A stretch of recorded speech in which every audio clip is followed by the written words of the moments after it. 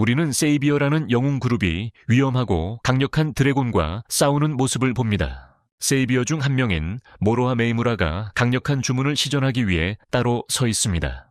나머지 세이비어들은 모로하가 주문을 완성할 수 있도록 드래곤의 주의를 끌고 있습니다. 주문을 마친 후 모로하는 드래곤을 공격하고 이는 전체 지역을 초토화하는 파괴적인 피해를 줍니다.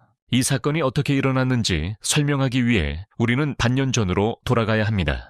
신입생들은 교장인 시몬 메리의 환영을 받고 아카데미에 입학합니다. 그녀는 학생들에게 열심히 노력하여 초자연적 존재와 싸우는 세이비어가 될 것을 간절히 부탁합니다. 학생들은 이전 생의 기억을 물려받았습니다. 교장 선생님의 연설 중에 모로하는 자신의 과거 생에 몇 가지 사건을 기억하며 잠이 든다. 그는 한 소녀 사츠키가 머리로 쳐서 깨우고 게으르다고 꾸짖는 소리에 깨어난다. 바로 그때 모로하는 사츠키 주위에 자신의 과거 생의 이미지를 보게 되고 그녀를 수레샤라고 부른다. 사츠키도 플래시백을 경험하며 모로하를 플라가라고 부른다. 알고 보니 이 두 사람은 이전 생에서 남매였다. 사츠키가 점프해서 모로하를 껴안지만 모로하는 사츠키가 자신의 누나라는 기억이 없다고 말한다. 그는 그 이름이 그냥 입에서 튀어나왔다고 주장한다. 그들의 옆을 바라보니 또 다른 소녀 시즈노 요로시바라가 바닥에 누워있는 모습을 보게 된다. 시즈노가 일어나서 모르하의 입술에 입맞춤을 한다. 사츠키는 아무 여자애가 모르에게 키스할 수 있는 것에 화가 나는데 그는 자신의 여동생조차 기억하지 못한다. 그날 늦게 학생들은 훈련을 위해 콜로슴에 보고해야 한다. 콜로슴은 단절된 공간이며 아레나를 떠나면 입은 부상은 치유된다. 그들의 선생님은 두 종류의 구세주가 있다고 설명한다. 백기사들은 빛의 기술을 사용하고 어둠의 마법사들은 어두운 예술을 사용한다. 선생님은 그들에게 플라나를 소환하는 방법을 보여주는데 이는 모든 빛의 기술의 원천이다. 그는 학생들에게 그들이 과거, 생의 기억을 가지고 있으며 이것이 직관적으로 플라나를 이끌어내는데 도움이 될 것이라고 말한다. 사츠키는 계획을 실행해 보이고 모로하가 자신의 길을 모으기도 힘들어한다. 그런 다음 사츠키는 한 학생인 이즈루지가 초자연적인 공격을 받기를 바라며 싸울 기회를 얻고자 한다는 것을 듣는다. 사츠키는 경고하며 그럴 수 없다고 말한다. 이에 이즈루지는 화가 나서 사츠키와 결투를 신청한다. 사츠키는 도밍파의 계획을 주입하고 그것이 과거에 삶에서 사용했던 검으로 변형된다. 이즈루지도 똑같이 하여 자신의 무기를 얻는다. 두 사람은 서로에게 달려가지만 이즈루지는 사츠키보다 강하다. 그는 그녀를 때리고 모두 앞에서 그녀를 당황하게 만든다. 사츠마는 부끄러움 때문에 경기장을 떠나지만 모로하는 그녀를 따라간다. 모로하와 사츠키는 함께 식당에 간다. 사츠키는 자신의 마을에서 외로웠다고 밝히며 구원자 학교에 들어가기로 결심한다. 그녀는 오빠를 만나는 것을 희망했으며 계획한 대로 이루어졌다. 세상을 구하는 것은 그녀에게는 두 번째 문제지만 모로하와 함께 있는 것이 그녀가 원하는 전부이다. 바로 그때 시즈노가 나타나고 사츠키는 질투를 느낀다. 그녀는 시즈노가 오빠와의 시간을 주지 않아 답답하다고 말한다. 그녀는 소리치며 식당을 뛰쳐나가지만 모로하는 시즈노에게 사츠키의 기분을 좋게 해줘서 고맙다고 한다. 나중에 모로하가 이즈루지에게 전화해서 사츠키에게 사과하라고 합니다. 이즈루지는 거절하고 둘은 결투로 해결하기로 결심합니다. 이즈루지는 힘을 다 쓰지 않고도 경기장에서 모로하를 때립니다.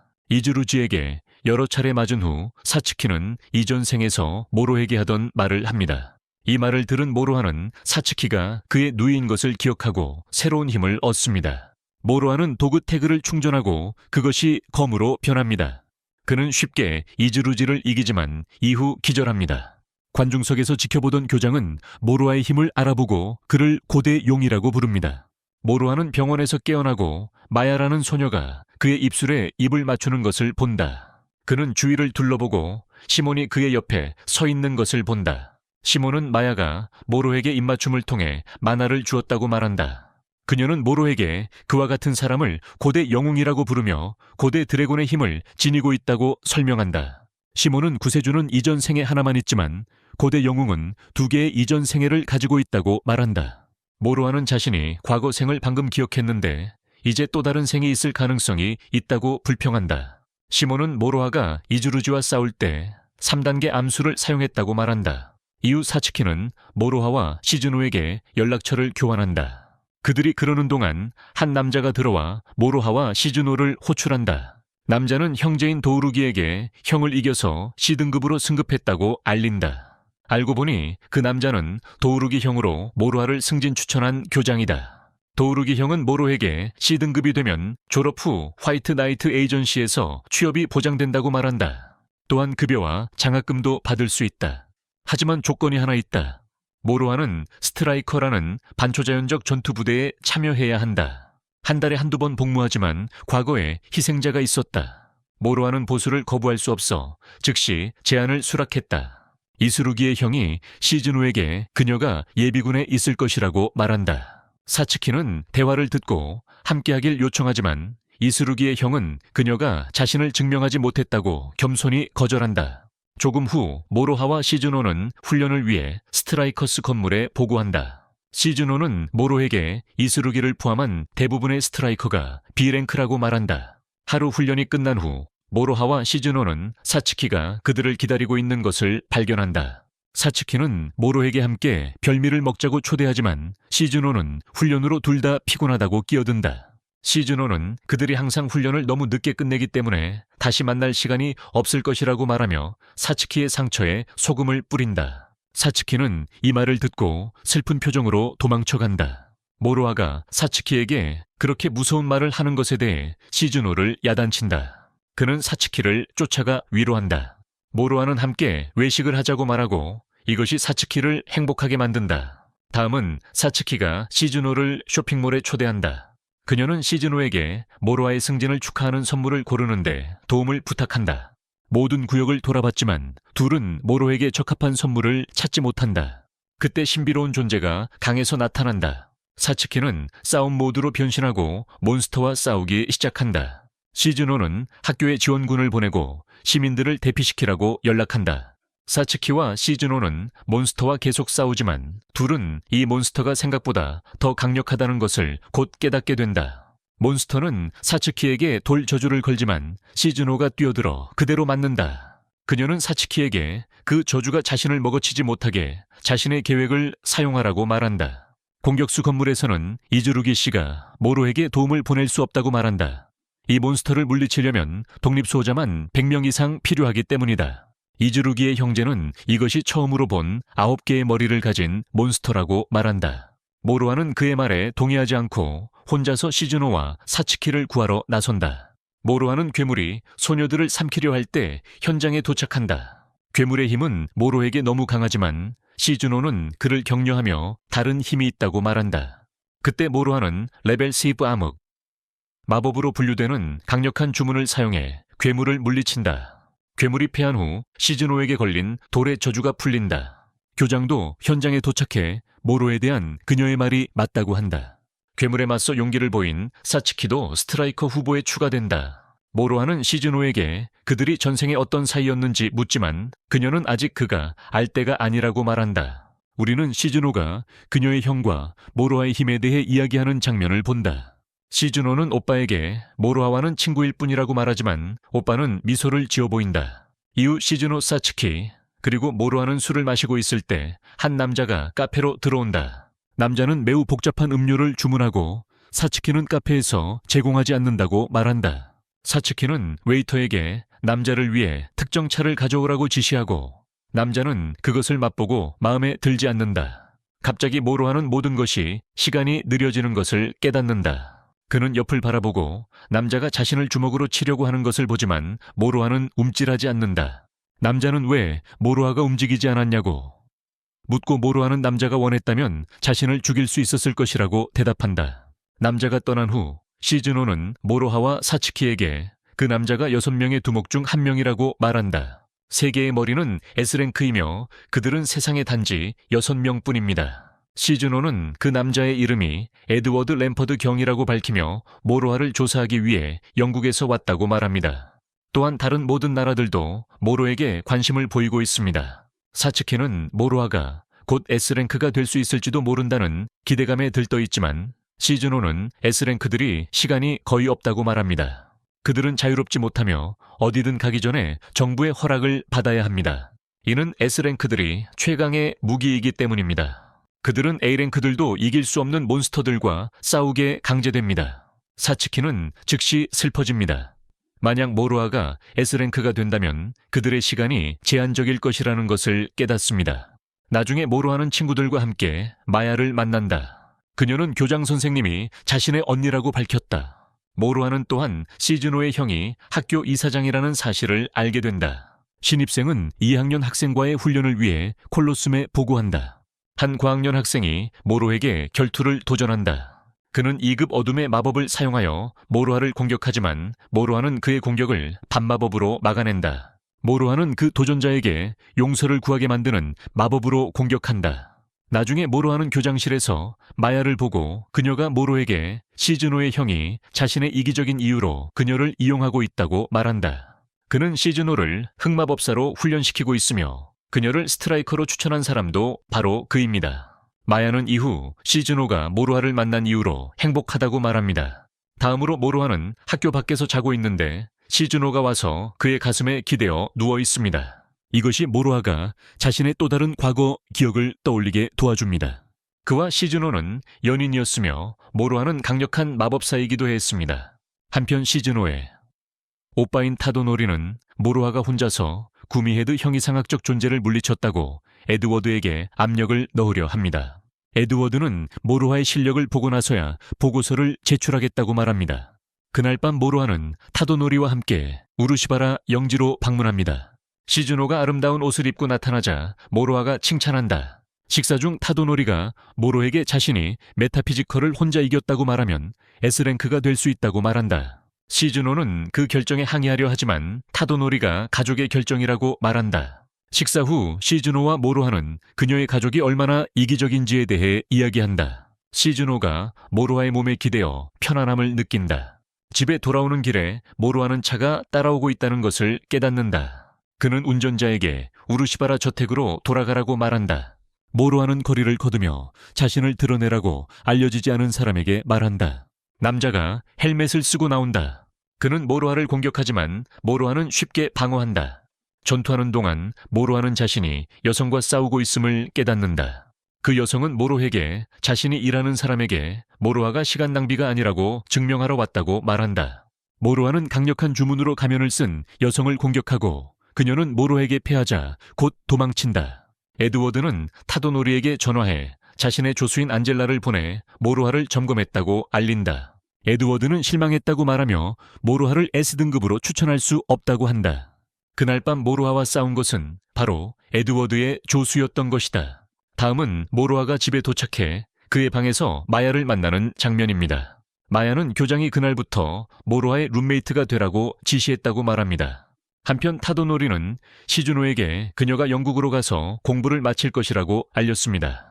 그는 영국 본부에 다크 마법사가 부족하다고 말하며 시즈노가 그들에게 유용할 것이라고 합니다.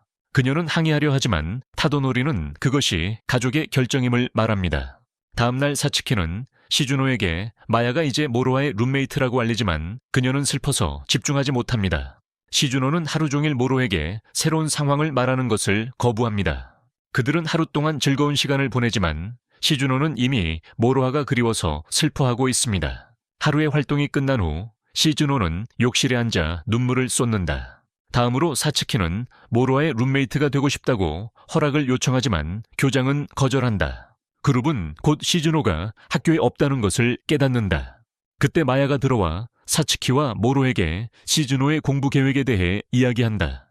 유라시바라 저택에서 타도노리, 시즈노, 에드워드는 회의를 하고 있을 때 타도노리는 심한 교장이 전화를 걸어 시즈노와 이야기를 나누고 싶다는 메시지를 받는다. 시즈노는 전화를 받고 모로아가 전화한 것임을 알게 된다. 모로아는 그녀에게 왜 학교에 없냐고 묻고 시즈노는 감기에 걸렸다고 거짓말한다. 모로아는 그녀가 거짓말을 하고 있다는 것을 알고 오빠가 하는 모든 말을 듣지 말라고 한다. 시즈노는 자신이 유라시바라 가문에 속해 있다고 밝힙니다. 이로 인해 모로아가 화가 나지만 시즈노는 걱정하지 말라고 하고 눈에 눈물을 글썽이며 전화를 끊습니다. 잠시 후 모로아는 집으로 뛰어들어 자신이 초월자를 혼자 물리쳤다고 에드워드에게 말합니다. 시즈노는 그녀 때문에 자신의 자유를 포기하지 말라고 하지만 모로아는 그녀를 위해 뭐든지 하겠다고 말합니다. 그는 시즈노에게 따라오라고 요청하고 그녀는 동의합니다. 그 후 모로하는 시즈노를 건물 밖으로 데리고 나와 차에서 기다리고 있던 사츠키와 마야를 만납니다. 그들은 단지를 떠나지만 타도노리는 집행권을 사용해 에드워드를 그룹 뒤로 보내도록 합니다. 그는 에드워드에게 그의 여동생을 찾고 데리고 오라고 지시합니다. 그룹은 에드워드와 그의 조수에게 고속도로에서 멈춰 섰다. 에드워드는 모로하가 자신이 메타피직을 죽였다고 주장했을지도 모르지만 증거가 있다고 말한다. 그는 시즈노도 함께 가야 한다고 한다. 모로하는 에드워드를 이기면 시즈노를 혼자 두게 되냐고 묻는다. 에드워드는 즉시 도전을 받아들인다. 모로하와 에드워드는 숲속의 한쪽으로 이동해 결투를 벌이고 에드워드의 조수는 시즈노와 사츠키와 싸우게 된다. 에드워드는 모로하의 모든 공격을 막아내며 그를 가지고 놀기 시작한다. 바로 그때 마야가 전투구역 주변에 콜로슴 같은 공간을 만들어낸다. 이것은 모로에게 최선을 다할 기회를 준다. 모로하는 에드워드에게 강하게 맞서고 그의 검을 부순다. 그는 에드워드를 물리치려 하지만 두 번째 개태그를 꺼내고 기사로 변신한다. 전투는 더욱 치열해지고 모로하는 에드워드를 물리칠 방법을 고민한다. 그는 자신의 과거 생에 몇 가지 사건을 떠올린다. 시즈노가 그의 아내였다는 것이 드러난다. 모로하는 힘의 감각을 느끼고 8레벨 암흑 마법을 시전하기 시작한다. 에드워드의 조수는 모로하가 이렇게 강력한 마법을 사용하는 것을 보고 놀란다. 주문이 완료된 후 모로하는 주문을 사용하여 분리된 공간 안에 모든 것을 얼리고 여기에는 에드워드도 포함된다. 그날 밤 늦게 모로하는 친구들에게 자신이 에드워드를 물리친 것이 아니라 단지 그를 얼리기 위해 주문을 사용했음을 말한다. 하지만 이것도 패배로 간주된다. 몇 분 후 에드워드는 모로에게 이제 그를 S랭크로 추천할 의사가 있다고 말하러 나타난다. 그는 또한 시즈노의 전학을 철회했다. 에드워드는 왜 모로하가 카페에서 자신의 주먹을 피하지 않았는지 묻는다. 모로하는 에드워드가 그를 죽일 의도가 없다는 것을 알고 있었다고 말한다. 에드워드를 물리친 지 거의 한 달 후 아카네 아카데미는 여름 방학에 들어간다. 이즈루비의 오빠이자 스트라이커 무리의 주장인 그는 그들이 섬에서 여름 캠프를 갈 것이라는 사실을 부대원들에게 알립니다. 그는 모두에게 준비를 하라고 말합니다. 한편 부대의 부주장인 칸자키는 지금 모로에게 몰두해 있습니다. 모로하가 물건을 사러 나간 사이 그는 무리의 일원인 모모를 우연히 만납니다. 모로하는 그녀의 미모를 칭찬하고 이것이 그녀를 붉어지게 만듭니다. 모든 소녀들은 이미 모로하를 자신의 것으로 만들기 위한 계획을 세우고 있습니다. 타도노리도 시즈노가 모로하와 함께 있기를 바라며 그녀가 아름답게 보이도록 수영복을 잔뜩 선물합니다. 교장 선생님은 이동 마법을 사용하여 학생들을 섬으로 이동시킵니다. 학생들이 도착해 즐기기 시작합니다. 마야도 그들과 함께합니다. 대부분의 소녀들이 모로하를 둘러싸고 그와 특별한 시간을 원하지만 간자키는 항상 다르고 조금 공격적입니다. 하지만 대장은 항상 그녀가 모로하와의 관계를 맺는 것을 막아줍니다. 대장은 이번 훈련 캠프는 개인 도전에 기반할 것이라고 그룹에 알립니다. 그들은 캠프의 마지막 날 이전에 자신이 선택한 도전을 완료해야 합니다. 모로하가 모모보다 자신에게 더 주목하게 하려고 사츠키는 즉시 자신의 도전이 모모보다 빠르는 것이라고 결정합니다. 모모는 마지못해 도전을 받아들이고 모든 경주에서 사츠키를 압도합니다. 사츠키는 포기하지 않겠다고 말하며 모모를 이길 때까지 훈련할 거라고 합니다. 곧 애프터워드 모로아에게 에드워드로부터 전화가 와서 러시아의 번개 여제가 6인의 머리 중 하나인데 모로하의 S급 지명에 반대한다고 말합니다. 번개 여제는 모로하가 이전에만 사용할 수 있었던 주문을 사용했기 때문에 그의 지명에 반대한다고 합니다. 나중에 밝혀지는데 원장은 마야가 팀을 따라다니게 해서 훈련 캠프에서 일어나는 모든 일을 보고하게 했습니다. 다음으로 사츠키는 모로에게 자신이 모모보다 빠르게 달릴 수 있도록 훈련시키라고 부탁합니다. 그러자 모로하는 사츠키에게 모모의 주된 능력은 속도이며 사츠키가 그녀를 이기면 자신을 낮춰볼 것이라고 말합니다. 모로하는 사츠키가 다른 뛰어난 능력을 가지고 있으므로 잘 활용해야 한다고 말합니다. 그는 사람들이 사츠키가 얼마나 강한지 모르게 하려고 노력하고 있다고 덧붙입니다. 그렇게 하면 그녀가 싸움에 불려가지 않을 것입니다. 그러나 사츠키는 모로하의 파트너가 되고 싶다고 말합니다. 맘모는 아닌 채 그러자 모로하는 매일 그녀가 충분히 빠르게 달릴 수 있을 때까지 매일 훈련하기로 동의합니다. 한편 시몬은 그녀의 스트라이커가 곧 소환될 것이라는 보고를 받습니다. 다음 날 카미는 모로하의 A급 지명이 거절되었다는 사실을 비웃지만 가나자키가 모로하를 구해내고 카미에게도 비웃음을 돌려줍니다. 가나자키는 모로하와 키스하고 싶어 하지만 이번에도 다시 선장이 개입합니다. 모로하와 사츠키는 그녀의 속도를 위해 훈련을 시작합니다. 사츠키는 물 위를 뛰어다니려고 하지만 그녀는 수미터 이상 갈 수 없습니다. 곧 사츠키는 물속에 무언가 숨어있다고 느낀다고 말하지만 모로하는 그것이 단지 바람일 수도 있다고 일축합니다. 여름 캠프. 마지막 이틀 전 모로하가 혼자 해변에 있을 때 시즈노를 만난다. 두 사람은 서로에게 익숙해지고 일부러 시간을 내서 단둘이 보내기로 한다. 그 후 알 수 없는 힘에 의해 배가 바다 한가운데서 뒤집히고 그 배는 병사들이 캠핑하는 섬으로 직행하고 있다. 6인의 대표들은 회의를 열어 모로하가 S급으로 적합한지 결정한다. 그룹은 표결을 선택했다.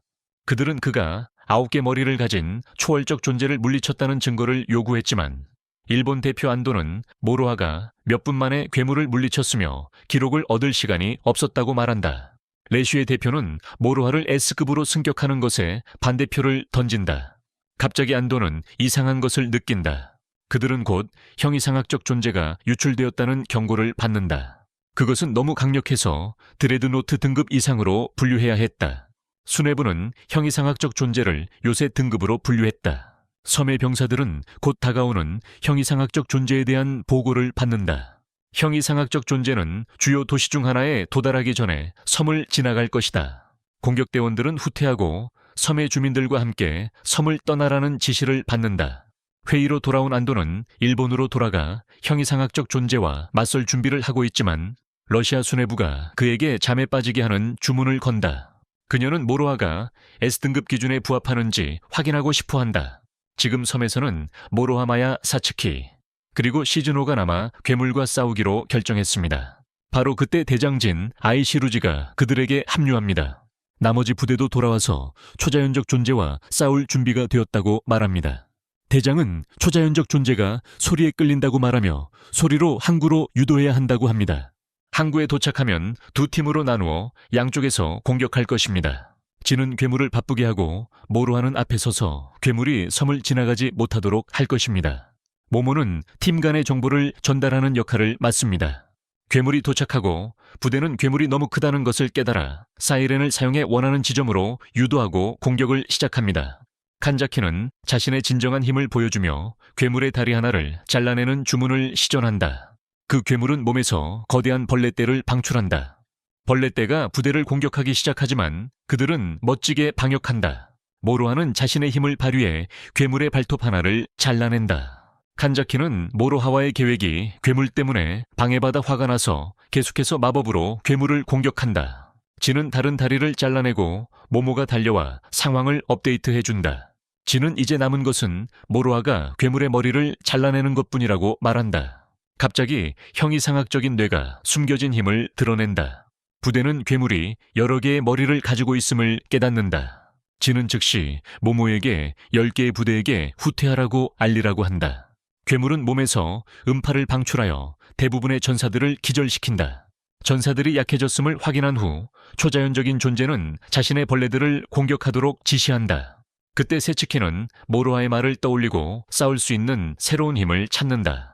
그녀는 플라나를 활성화하고 벌레들을 처치하기 시작한다. 괴물은 세츠키와 모로에게 주목하고 세츠키와 마주하기 전에 괴물을 물리쳐야 한다는 것을 깨닫는다. 모로하는 괴물 주위에 절개를 시작하여 주문 심볼을 만든다. 세츠키가 지쳐가는데 벌레가 그녀를 제거하려고 합니다. 하지만 모모가 그녀를 구하고 그녀의 힘을 칭찬합니다. 기호를 만들어낸 후 모로하가 주문을 발동시켜 몬스터를 물리칩니다. 안도는 부대원들이 모로하 덕분에 승리한 것을 깨닫고 일어납니다. 6머리는 즉시 모로하를 S급으로 승진시키기로 합의했습니다. 그러나 그의 급여와 수당은 여전히 졸업할 때까지 규제될 것입니다.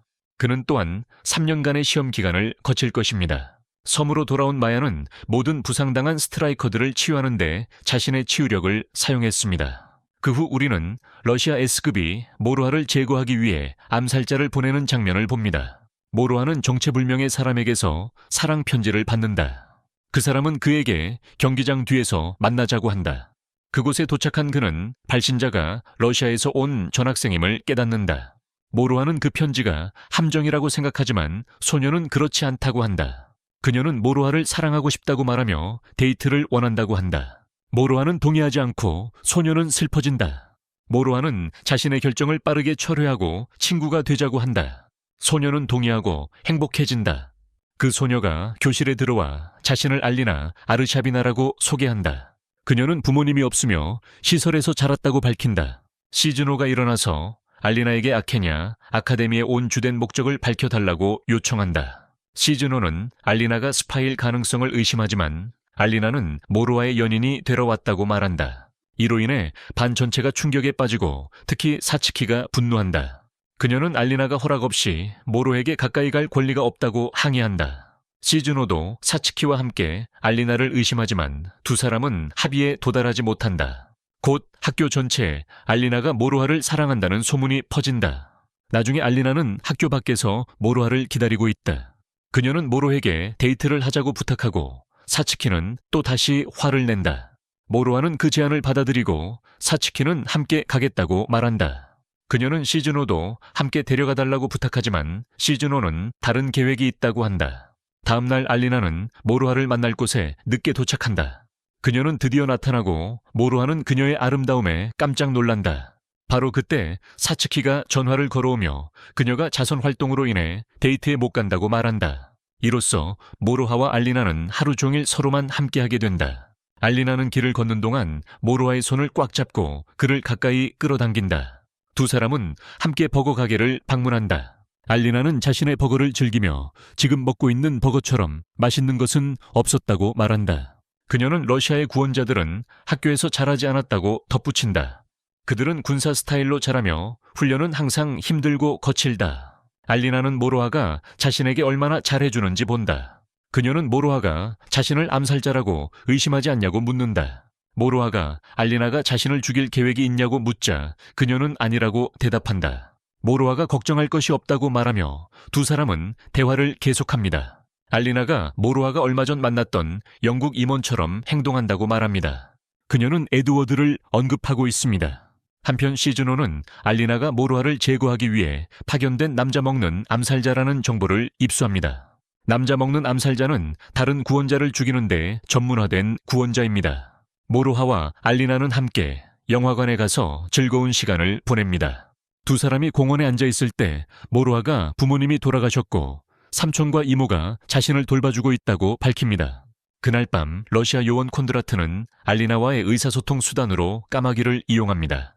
그는 알리나에게 그녀를 완성하라고 말하고 번개 여제는 알리나가 오빠와 시간을 보내게 될 것이라고 약속했어요. 알리나는 모로하의 약점이 사랑하는 사람들임을 밝히고 그와 더 가까워질 계획이에요. 잠시 후 알리나는 시즈노로부터 만나자는 편지를 받습니다. 시즈노는 알리나의 의도를 알고 있지만 모로하와 가까워지지 못하게 하려고 해요. 그녀는 알리나에게 결투를 신청합니다. 시즈노가 유세를 점치는 가운데 알리나는 도그태그를 활성화시키고 시즈노에게 강하게 맞섭니다. 그녀는 시즈노의 지팡이에 있는 문장을 파괴하고 그녀를 쓰러뜨립니다. 그 후 알리나는 시즈노를 살리고 그녀에게 모로에게 말하지 말라고 약속하게 합니다. 알리나는 약속을 어기면 시즈노를 지운다고 말했어요. 그 후 경고로 시즈노의 다리를 베어요. 알리나가 누군가 오는 소리를 듣고 급히 숲속으로 사라집니다. 시즈노는 사람을 잡아먹는 존재는 완전히 악해야 한다고 하지만 알리나는 완전히 악하지 않다고 믿어요. 모로하와 친구들은 시즈노와 알리나가 수업이 없다는 것을 깨닫습니다. 모로하는 시즈노 집에 가서 부상으로 인해 지팡이를 사용하는 그녀를 봅니다. 시즈노는 그때 모로에게 알리나가 사람을 잡아먹는 존재라고 말하며 모로에게 보내줬다고 합니다. 모로하는 도움 없이 혼자서 알리나를 만난 시즈노를 나무라고 합니다. 모로하는 알리나가 나쁜 사람이 아니라고 믿는다고 말한다. 왜냐하면 그녀의 마음속에는 좋은 마음이 있기 때문이다. 콘드라트는 고양이의 형상을 하고 알리나를 방문한다. 그는 그녀에게 회복하고 임무를 마치라고 말한다. 그래야 그녀의 형을 만날 수 있다. 알리나는 시즈노와 싸우면서 입은 어두운 마법의 상처를 여전히 간호하고 있다. 콘드라트가 떠난 후 모로하와 사츠키가 알리나의 집에 도착한다. 모로하는 알리나의 상처를 돌보는 동안 사츠키는 그들을 위해 음식을 만든다. 알리나는 음식을 맛보았지만 너무 뜨거웠다. 알리나는 밤에 깨어나 모로하가 자신의 손을 잡고 옆에 앉아있는 것을 본다. 다음날 사츠키는 알리나가 좋아하는 러시아 음식을 만든다. 알리나는 모로에게 데이트를 하자고 한다. 두 사람은 버스를 타고 데이트를 위해 공원으로 간다. 시즈노는 정보를 받게 되고 모로에 대해 묻기 위해 사츠키에게 급히 전화한다. 사츠키는 시즈노에게 모로하와 알리나가 데이트 중이라고 전한다. 공원에 도착한 알리나는 자신의 계명판을 벗고 플라나로 활성화시킨다. 그녀는 악마의 검으로 모로하를 처치할 준비가 되었다고 말한다. 그녀는 항상 러시아에 맞서는 모든 사람을 제거해왔다. 그때 정원 입구에 사츠키와 시즈노가 나타난다. 두 사람은 미국 지부 출신인 소피아에게 멈춰 서게 된다. 소피아는 본부의 스파이로 미국 지부에서는 모로하가 알리나를 제거하도록 원한다. 사츠키는 머물기로 결정하고 소피아와 싸우며 시즈노는 정원 안으로 들어간다. 모로하와 알리나는 격렬한 싸움을 벌이고 모로하는 알리나의 강함을 깨닫는다. 그녀는 상대방의 계획을 흡수할 수 있는 능력도 가지고 있다. 알리나도 모로하가 자신의 힘을 모두 사용하지 않고 있다는 것을 알아챈다. 모로하는 피곤하지만 과거의 자신이 얼마나 강했는지 기억한다. 그는 점점 강해져서 알리나의 공격을 쉽게 피하기 시작한다. 성문 근처에서는 사츠키가 자신의 특수기술을 사용하여 소피아를 이기게 된다. 소피아가 그녀를 안고 개선되었다고 말한다. 모로하가 알리나를 바닥에 쓰러뜨리고 다시 검을 들라고 말한다. 알리나는 계속 시도하지만 모로하가 매번 이긴다. 그런 다음 모로하는 알리나에게 자신이 알리나가 그의 형을 죽이지 않으면 죽을 것이라는 것을 알고 있다고 말한다. 모로하는 알리나에게 형을 구출하고 번개 황제를 무찌르는데 도움을 주겠다고 제안한다. 모로하는 부모를 구하지 못했지만 알리나의 형은 구할 수 있는 기회가 있다고 말한다. 그때 시즈노가 나타나 알리나에게 충격적인 사실을 전합니다. 그녀는 알리나에게 형이 없다고 말합니다. 알리나가 믿어왔던 모든 것이 어린 시절부터 그녀의 머릿속에서 만들어진 환상입니다. 알리나는 폭설이 내리는 날 한 여성의 집 앞에서 발견되었습니다. 알리나는 믿고 싶지 않지만 곧 그녀는 형의 얼굴도 이름도 모른다는 것을 깨닫게 됩니다. 갑자기 콘드라트가 고양이로 나타나 알리나에게 들은 말이 진실이라고 말합니다. 그는 알리나의 마음속 환상에 책임이 있다고 말합니다. 그 후 콘드라트는 알리나의 몸을 장악하고 모로하와 싸우기 시작합니다. 모로하가 매우 강력한 주문을 사용해 알리나를 푸리피케이션 시키고 콘드라트의 알리나에 대한 장악력을 제거한다. 모로하는 알리나를 안아주며 그녀의 가족이 되겠다고 약속한다. 라이트닝 여제가 실패한 콘드라트를 제거하는 모습을 볼 수 있다. 모로하는 에드워드에게 연락하여 러시아 지부와 전쟁을 벌이고 싶다고 말한다. 모로하는 위장술을 사용해 러시아로 향한다. 그는 베르나르를 습격하는데 베르나르는 이르랑이다. 그는 베르나르에게 라이트닝 여제가 어디 있는지 묻지만 베르나르는 대답을 거부한다. 베르나르는 모로하와 싸우려. 하지만 모로하는 천둥폭풍 주문으로 베르나르를 이긴다. 그가 패배한 후 버나드는 모로하와 엔젤라에게 신문을 당한다. 버나드는 대답을 거부하고 모로하는 조심스럽게 그의 배를 찌른다. 그 후 모로하와 엔젤라는 버나드를 고통 속에 내몬다. 그 둘은 계속 움직이기 위해 기차에 탄다. 엔젤라는 버나드가 괜찮을지 묻고 모로하는 버나드는 등급이 있다고 말한다. 그의 찔린 상처는 그에게 아무런 영향도 주지 않을 것이다. 모로하는 전쟁에서 누구도 죽일 의향이 없다고 말한다. 하지만 모로하는 번개 여제를 움직이게 하려고 모든 지구 지도자들을 무찌를 필요가 있다고 말한다. 안젤라가 모든 지구의 리더들이 힘을 합쳐 모르하와 싸울까 걱정하고 있다고 말하지만 모르하는 그들이 그렇게 하지 않을 것이라고 확신한다. 잠시 후 버나드는 한 건물로 가서 번개 황후에게 보고를 한다. 황후는 마법의 거울을 통해 버나드와 소통한다. 번개 황후는 버나드가 자신을 실망시켰다고 말하며 그가 죽어야 한다고 한다. 버나드는 황후가 여전히 자신이 필요하다고 설득하려 하지만 황후는 개의치 않는다. 그녀는 죽음의 주문을 시전해 버나드를 죽이고 전체 건물도 파괴한다. 놀랍게도 버나드는 마지막 숨을 쉴 때까지 충성을 잃지 않는다. 그 후 번개 황후는 몇몇 장군들을 모아 회의를 가진다. 안젤라와 모로하도 기체에서 잠을 잔다. 밤 동안 모로하가 깨어나 안젤라가 알 수 없는 사람에게 전화하는 모습을 본다. 집에서는 사츠키와 엘레나가 누가 모로아의 여동생이 될지를 놓고 다툰다. 사츠키는 엘레나가 모로아의 언니가 되는 것은 자유라고 말하지만 엘레나는 거부한다. 시즈노가 개입하여 두 사람을 꾸짖는다. 그녀는 모로아가 집에 돌아와 두 사람이 사이가 좋지 않은 것을 보면 슬퍼할 것이라고 말한다. 이로 인해 두 사람은 이기적인 관심을 잠시 접어두고 친구가 되기로 결심한다. 이후 엘레나는 모로아의 안전에 대한 걱정을 드러내지만 사츠키는 모로아가 전쟁에서 이기고 그들 곁으로 돌아올 것이라고 확신시킨다. 현재 러시아에서 모로아는 모든 지역기지를 하나씩 무력화시키고 있습니다. 어느 날 밤 모로아는 자신이 따라붙고 있다는 것을 깨닫습니다. 그는 안젤라에게 싸울 수 있는 장소를 찾아달라고 합니다. 안젤라는 근처에 숲이 있다고 말하고 모로아는 빠르게 그 지역으로 날아갑니다. 그곳에 도착한 그는 정체불명의 공격자들에게 모습을 드러내라고 합니다. 한 지역 리더가 나타나 모로를 둘러싼 모든 사람들이 계급이 있다고 말합니다. 그는 아무도 죽기를 바라지 않습니다. 그는 모로에게 평화롭게 일본으로 돌아가라고 요청합니다. 그러나 공격자 중 한 명이 그들의 명령이 모로아를 제거하라는 것이라고 말한다.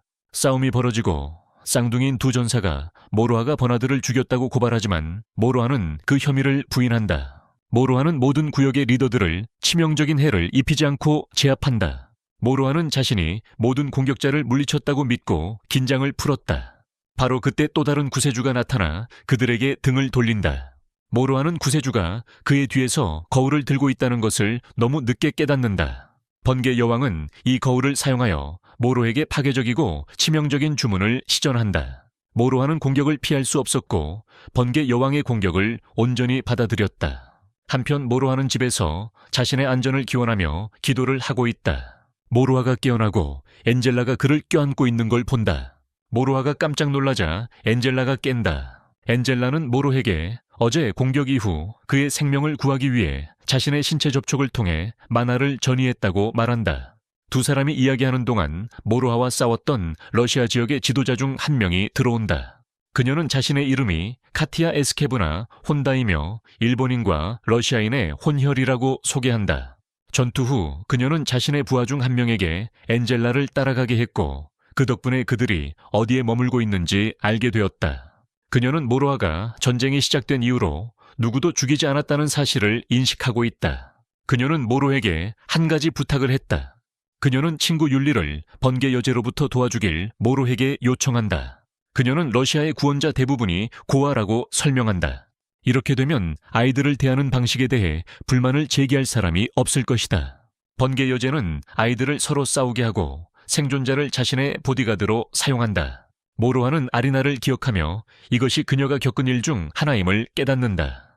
카티아는 안젤라와 모로에게 번개 여제가 숨어있는 장소를 알려준다. 모로아는 번개 여제를 방문할 때가 왔다고 결심한다. 그는 카티아가 해를 입지 않도록 잠재우기 위해 주문을 사용한다. 안젤라도 그를 따라가고 싶지만 모로아는 거절하고 에드워드가 그녀에게 무슨 일이 생기면 자신을 죽일 것이라고 말한다. 모로아는 번개 여제의 저택 앞에 서서 그녀에게 나와서 싸우라고 한다. 여제는 지체하지 않고 번개를 강력한 동물과 기병으로 변환하는 주문을 시전한다. 모로아는 그의 성검인 사라토가를 호출한다. 그는 속도를 이용해 적들을 베어내며 한 대의 타격도 받지 않는다. 번개 여제가 모로아가 사용하는 전술을 깨닫자 그녀는 자신의 경호원들을 모로아와 싸우게 보낸다. 그녀의 모든 경호원들은 그녀의 이기적인 이유로 훈련시킨 고아들이다. 모로아가 구세주들과 싸우기 시작하지만 그들을 해치지 않도록 한다. 여제는 모로아가 누구도 죽이려 하지 않는다는 것을 알게 되었고 그 점을 이용하기로 결정했다. 잠시 후 모로아가 제압당하고 죽임을 당할 위기에 처했을 때 엔젤라가 나타나 공격을 막아낸다. 카티아도 모로아를 지원하기 위해 현장에 도착한다. 상황을 더 좋게 만들기 위해 사츠키 시즈노, 엘레나가 포터를 사용해 전투에 합류한다. 카티아는 유리를 보고 그들이 가장 친한 친구라고 말하려. 하지만 유리는 그녀를 기억하지 못한다. 엘레나는 구세주들에게 자신도 한때 그들처럼 있었지만 지금은 다시 태어났다고 말한다. 그녀는 유리의 목에 있는 목걸이를 잘라내고 유리는 즉시 기억과 감정을 되찾는다. 그 그룹은 나머지 구원자들이 목걸이를 제거하도록 도와준다. 그 목걸이는 황후가 그들을 조종하기 위해 사용해온 환상의 대상이었다. 황후는 자신의 모든 병사가 사라졌음을 깨닫는다. 그녀는 이 지역에 어떤 것도 살아남지 못하는 금지된 13레벨 어둠의 마법을 사용하기로 한다. 그녀는 모로하와 그의 친구들을 공격하기 위해 번개 타이탄을 만든다. 그 그룹은 타이탄에게 모든 공격을 퍼붓지만 아무것도 통하지 않는다. 모로하는 자신도 13레벨 어둠의 마법을 사용하기로 결심한다. 그는 대량의 물을 불러오는 주문을 만들어 전체 지역을 덮는다. 그는 물의 힘을 이용해 타이탄을 잡아 제압한다. 황제는 이를 보고 패배를 깨닫는다. 모로하가 그녀에게 다가가자 그녀는 생명을 구걸하기 시작한다. 모로하는 아무도 죽이지 않겠다는 약속을 지키고 황제를 살려둔다. 그는 그녀에게 다른 사람으로부터 빼앗기지 않기를 바란다면 다른 사람을 빼앗지 말라고 경고한다. 시몬 교장은 마야에게 모로하가 곧 집으로 돌아올 것이라고 알려주며 이는 그녀가 외로워서 매우 기쁜 소식이다. 그녀는 모로하를 다시 만나기만을 기대한다고 말한다. 러시아에서 모로하와 친구들은 스웨터에 가서 휴식을 취하고 스트레스를 해소하기로 결정한다. 사츠키와 알리나는 누가 진짜 여동생인지에 대해 논쟁하기 시작한다. 이것이 점점 격화되고 둘은 서로 도전하기로 결정한다. 그들은 타오르는 숯 옆에 가서 열기를 높이기 시작한다. 더 오래 열기에 버티는 사람이 모로하의 여동생 자격을 갖게 된다. 이들은 몇 분 동안 계속하며 사우나는 너무 뜨거워져서 안젤라 율리카비아는 밖으로 뛰쳐나가야 한다. 모로하와 시즈노는 모든 일이 벌어지는 것을 지켜본다. 둘은 팔씨름 대결을 하며 사츠키가 알리나를 이기는데 성공한다. 하지만 그녀가 그렇게 할 때 둘은 피로로 기절한다. 시즈노는 자신의 얼음 주문으로 그들을 살려냅니다. 그들은 감기에 걸렸다는 것을 깨우고 일어납니다. 두 사람은 비명을 지르며 자신의 불행을 시즈노에게 돌립니다. 안젤라도 모로에게 마을 전체를 바다로 만들어버린 주문을 사용한 것에 대해 꾸짖습니다. 이후 모로하는 시즈노에게 과거 생에서 자신이 사랑하는 모든 것을 빼앗아가는 드래곤을 기억했다고 말합니다. 시즈노는 그것이 기억이 아닐 수도 있고 곧 일어날 사건일 수도 있다고 말합니다. 일본의 화이트 나이트 에이전시에서 안도는 메타피지컬이 공격할 때마다 느끼는 고통에 시달립니다. 현재 러시아에서 모로하는 친구들과 함께 떠나려는 찰레 도시를 공격하는 괴물이 있다는 소환을 받습니다. 그는 떠나서 몬스터와 싸워야 했어요. 왜냐하면 그가 그들의 S등급을 무찌른 사람이기 때문에 이제는 형이상학적 존재에 도전할 사람이 없어요. 모로하의 친구들은 집으로 돌아가고 마야는 모로하가 아직 집에 오지 않는 것을 깨닫고 더 슬퍼져요. 마야는 외롭게 앉아 기분이 가라앉았어요. 한편 모로하는 형이상학적 존재를 물리쳤지만 안도는 아직 고통에서 회복하지 못했어요. 그날 밤 소녀들은 마야를 방문해서 그녀와 함께 있어 외로움을 달래줍니다. 그들은 함께 즐거운 시간을 보내고 심지어 베개 싸움도 해요. 잠자기 전에 사츠키 마야 그리고 시즈노는 모로하의 무사귀환을 기도해요. 기관에서 안도는 에드워드를 안고 매우 강력한 형이상학적 존재가 오고 있다고 말해요. 그는 그것이 고대 드래곤이라고 말합니다. 곧 하늘이 어두워지고 드래곤이 어둠에서 나타납니다. 케인 아카데미는 공격팀에 속하지 않은 학생들을 대피시킵니다. 공격팀은 즉시 목표를 무력화할 방법을 찾기 위해 동원됩니다. 지는 팀에게 그 초자연적인 존재가 그들이 전에 본 것보다 더 강력하기 때문에 어떤 클래스에도 분류되지 않았다고 알립니다. 안젤라도 싸움에 합류하고 심한 교장과 마야는 모로하를 집으로 데려오기 위해 포탈을 만들기 위해 지역을 대피시킵니다. 에드워드도 지원하러 가고 있습니다. 팀은 계획을 세우고 덤불에 숨지만 드래곤은 그것을 알아채고 맹렬하게 공격합니다. 그들은 주문을 사용해 공격하지만 드래곤이 방어하고 주문을 흉내냅니다. 그러자 드래곤이 자신의 주문을 이용해 그들을 공격합니다. 러시아에서는 모로하가 이제 공격을 인지합니다. 그는 드래곤이 항상 과거의 모든 삶에서 나타나 그의 사랑하는 모든 것을 빼앗아 간다고 말합니다. 그것을 검은 그림자라고 부르며 모로하는 두려움과 좌절을 드러냅니다. 드래곤은 계속 마을 전체를 파괴하고 있습니다. 사츠키와 시즈노는 드래곤이 몇 초 만에 전체 지역을 평평하게 할 힘이 있지만 그렇게 하지 않는다고 말합니다. 시즈노는 드래곤이 무언가를 기다리고 있다고 의심합니다. 시만이 차원의 문을 소환하는 능력이 돌아오고 그녀는 차원문 주문을 시전하기 시작한다. 용이 마야를 공격하지만 시만이 그 앞에 서서 넘어지고 만다. 그녀는 마야에게 주문을 완성하고 모로하를 집으로 돌아오게 하라고 말한다. 마야는 시만이 끝낸 곳에서 계속 주문을 이어가다가 용이 그녀를 발견한다. 용이 그녀를 공격하지만 에드워드가 제때 도착해서 공격을 막아낸다. 마야는 계속 주문을 이어가 차원문이 열린다.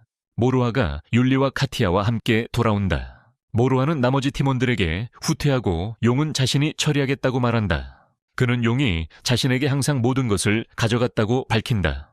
모로아가 마법을 시전하지만 곧 용이 그 공격을 흡수할 수 있음을 발견한다. 모로아는 마법 없이 용과 싸우기로 결정한다. 그는 오직 플랑크만 사용하기로 한다.